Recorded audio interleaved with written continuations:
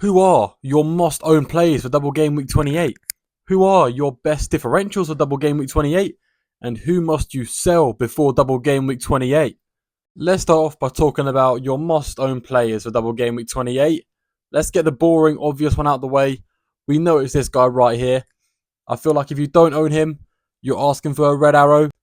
What's quite alarming is actually seeing that 50,000 FPL managers so far have actually transferred him out. I mean, I'm not going to complain because that's just more points for me and less for you at the end of the day. Now, obviously, he does play for Bournemouth, and sometimes they don't score any goals. Sometimes he doesn't score. Like against Burnley, he scored 0. He got 2 points. But considering he has the potential for, he's got quite a few double-digit hauls over the years against tough teams already, and especially quite a few this season in particular. So to see him playing against Sheffield United and Luton, both at home, two of the worst teams defensively, it's crazy to go without him. Now, there's one other must-own player for this double game week, and it's actually Bukayo Saka. Now, this may sound like a surprise because he's not a double game week player, but he's at the stage now where he is getting a good haul pretty much every single game, and pretty much the entire community is going to own him by the end of this week.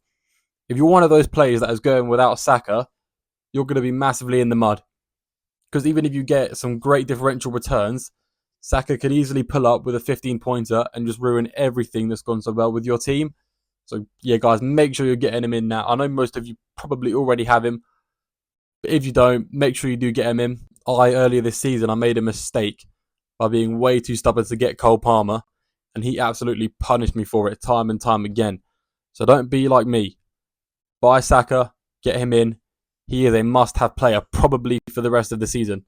No matter what game he's playing, you've got to have him. Now, I could lie and tell you there's some more must-owns, double game week 28 players, but to be honest, the must-owns of the lot is just those two. Now, I would also say Watkins, but considering you could have a front three of Haaland, Solanke, and Morris, you may be able to sub him out for one of those three. It could be a valid strategy for the next couple game weeks if you wanted to. But I definitely wouldn't give Haaland the must-own for this week, playing like the hardest possible game on paper away to Liverpool, then blanking next week. If you wanted to go without him for a couple of weeks, you could. I personally am not. I've got more pressing matters to attend to. I've got 0 double game week players, but that's for another conversation. Moving on forward now, let's start talking about your best differentials for double game week 28. Players that can do very well, but they're not very high owned. Now, guys, I'm actually backing Mohamed Salah on this one because he's expected to play against Man City as things stand. And let's be honest, whenever Salah is low ownership, he's a differential. No matter what game he's playing in, he can easily score. If someone's going to turn up in a big game for Liverpool when they need it most, it's probably going to be him. And I know he might need rest because he's a bit injured. But would Klopp really rest his star player in the most must-win game of the year? I really doubt it. I think he's going to play. And I'm going to give you 2 very good reasons why I think Salah is a great differential. Number 1, he's already in my team. Number 2, I'm biased and delusional. So, Salah, get me them points. Now, another cheeky differential I was actually thinking of was owning double Bournemouth defence. I know Bournemouth defence sounds like, it's a bit shaky. It might not pay off. But that is the case with any differential. It might not pay off. I'm just saying, if Bournemouth get a clean sheet, you're going to be in dreamland. Because a lot of people will own 1, okay? But not everyone's even going to own 1. If you're out here earning 2, maybe you're on a wild card, maybe you've got the transfers for it, it's definitely a good idea. I think it could pay off. Like I said earlier with Dominic Solanke, they're playing Sheffield United at home, which, fingers crossed, would be a clean sheet. And then Luton at home, which is just a maybe clean sheet. Yeah, so, I mean, it's a debatable one. I know some people disagree, but they did just keep a clean sheet against Burnley away from home. So you never know. I think it's good potential for some points in that defence. Let's just hope some of them don't go off injured within the first 20 minutes. Wouldn't that be nice? It would be real nice. Now, third on this differentials list, okay, I've got another kind of debatable one, is Carlton Morris. Now, obviously Morris isn't going to be a massive differential, but I feel like because there's so many forward options, I don't think he's going to be the highest of ownership this game week. I think maybe sitting around 50% effective ownership, which isn't a differential, but at the same time, it's not a super template. It's not something everyone's going to have. Him being in your team would be a massive advantage.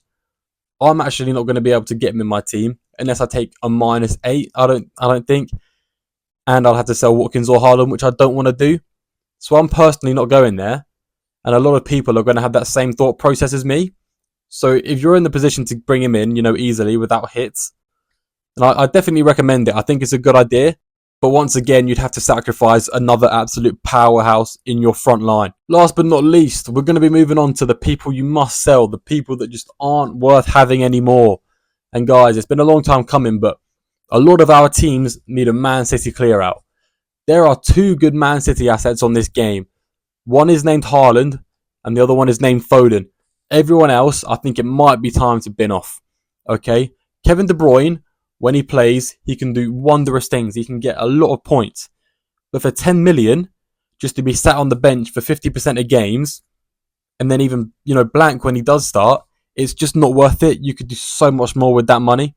So I would sell him personally, especially if you can sell him to move up to Salah for next game week. That would be very nice, very handy. So yeah, get him gone. Keeping on the topic of Manchester City, all our Man City defenders are flat out not worth it anymore.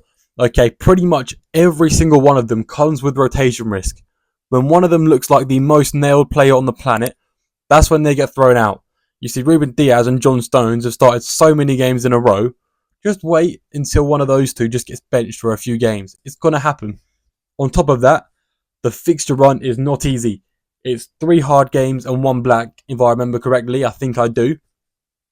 And let's be honest, they dominate games, but they always concede the odd 1 goal, which kind of just wipes out the clean sheet. For the price as well, you could get like a good defender for about 1 mil cheaper.